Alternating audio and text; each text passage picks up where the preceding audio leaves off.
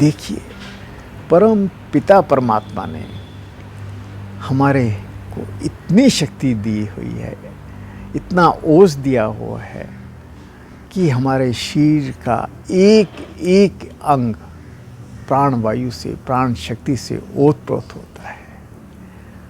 परंतु किसी भी कारणवश से जब ये शक्ति क्षीण हो जाती है तो हमें विभिन्न बीमारियों का, विभिन्न रोगों का सामना करना पड़ता है।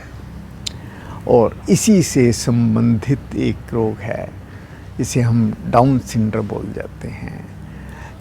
कई बच्चे जिनमें पूरी क्षमता नहीं होती, पूरा दिमाग नहीं होता और वो एक ढंग से एक डाउन सिंड्रोम से पीड़ित होते हैं और उनको जीवन भर उस तकलीफ़ का सामना करना पड़ता है।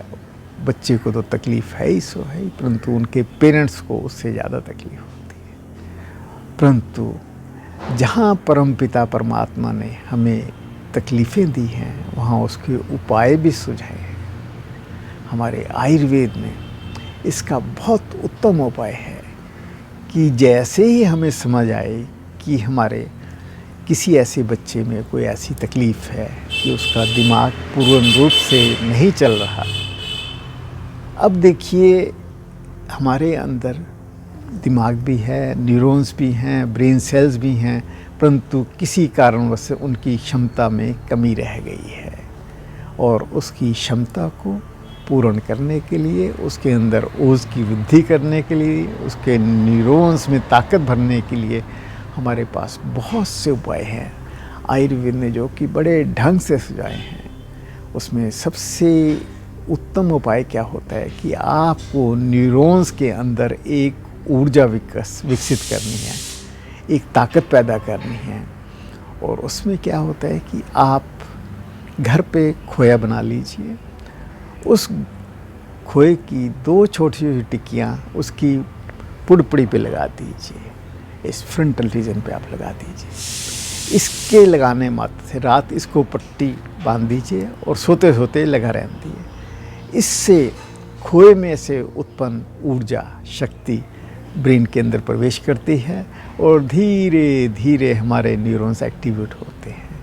इसके अलावा आपके स्कैल्प पे ताज़े मक्खन की, घर के निकले हुए मक्खन की मालिश करने मात्र से, और दिन में 2 बार देसी घी, अगर हो सके तो गाय का हो, नासा में डालने मात्र से हमारी नासा हमारे ब्रेन का, मस्तिष्क का द्वार होती है। इसमें डाला हुआ जो भी होता है उसका असर, हमारा प्रभाव हमारे दिमाग पर पड़ता है। इनसे क्या होता है, धीरे धीरे करके हमारा दिमाग में जो कमी होती है, न्यूरॉन्स में जो कमी होती है, जो शक्ति कम होती है, वो पूरी होनी शुरू हो जाती है।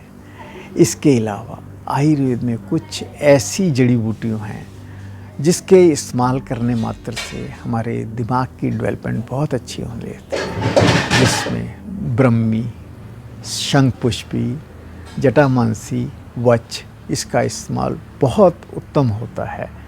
और इनके ही कुछ ऐसे योग हैं जिनको बोलते हैं शंखपुष्पी, इसका इस्तेमाल बहुत अच्छा होता है। सरस्वतारिष्ट, इसका इस्तेमाल बहुत अच्छा होता है। ब्रह्मीवटी, वात कुलांतर रस, स्वर्ण का योग भी हमारे मस्तिष्क में, हमारे ब्रेन सेल्स को डेवलप करने में बहुत सहायक होते हैं। और इसके अतिरिक्त हमारे पास कुछ ऐसी योग क्रियाएं हैं जिनका सीधा प्रभाव हमारे मस्तिष्क पर पड़ता है। अगर बच्चा कर सके, बच्चा हो या बड़ा हो, इसमें कोई एज मैटर नहीं करती।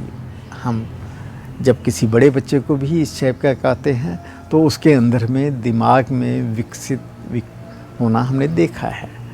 तो बच्चे को सीधा खड़ा करके उसके दोनों कानों को अपोजिट हाथों से पकड़ के आपने सिट्स अप करने हैं, उठक बैठक करनी है, बहुत धीरे धीरे धीरे।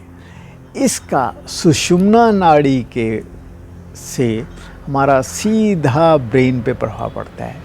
इस क्रिया करने मात्र से हमारी सुषुम्ना नाड़ी स्टिमुलेट होती है, उत्तेजित होती है और उसका सीधा इफ़ेक्ट हमारे दिमाग पे पड़ता है। तो इन सब क्रियाओं को बड़े ढंग से करने मात्र से आपके दिमाग में इतना विकास होता है। कई बच्चे तो किसी एज में भी हों वो पूर्ण रूप से विकसित हो जाते हैं। और यहाँ तक देखा गया है जो बच्चे स्पेशल क्लास में बैठते हैं वो एक नॉर्मल क्लास में बैठने लग जाते हैं और 80-90% मार्क्स तक लेने जाते हैं। है तो सारा ही जो कार्य है हमारे न्यूरॉन्स में जो ताकत है क्षीण होने के कारण है। अगर हम उस ताकत को पूरा करने में समर्थ हो जाते हैं तो हम इसको बहुत अच्छे ढंग से विकास कर सकते हैं बच्चे के दिमाग का। तो आइए क्यों ना हम सारी उम्र इस चीज़ को सोचते हैं कि इसका कोई उपाय नहीं है, आयुर्वेद को अपना के इन उपायों से बच्चे के विकास को बढ़ाने में समर्थ हो जाए। ओम शांति शांति।